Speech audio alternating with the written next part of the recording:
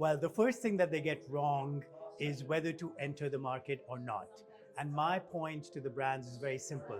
It's not the risk of getting to the market. It's the risk of not getting into the market, which is most important for them, which is the most important point they should evaluate, not being there.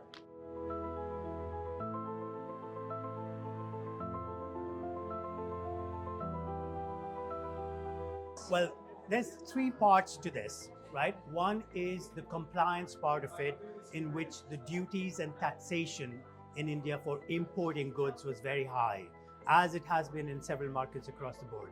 So there has been a consistent and downward trajectory in the reduction of duties and taxes, which has made the product more accessible and more at price parity with markets where the traditional customer usually shops, such as in Paris, London, New York, or Dubai. So now we're seeing a clear trend because of policy changes in the import taxation, number one. Number two is more structural, which is the brands usually used to operate in India under a franchising model. Again, because of the limitations from the government. The government has since opened up foreign direct investment into India. So the brands are now operating directly in the country, which has made a big difference.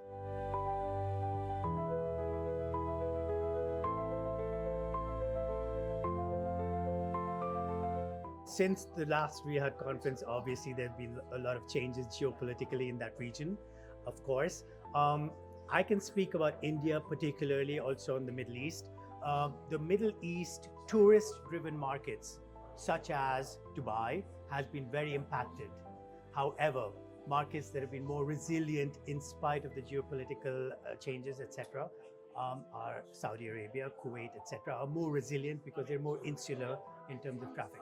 India has an unusual position of being geographically not too close to the Middle East, but in terms of diaspora, Indians living in Dubai, Indians traveling to Dubai has been greatly impacted because the workforce, etc. So we're seeing a lot of changes in that pattern from the consumer.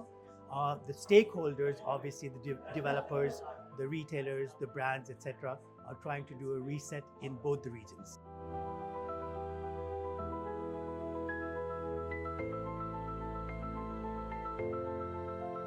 One, it is a very curated experience with a very select few of industry experts, which makes the interaction very, very real and transactional.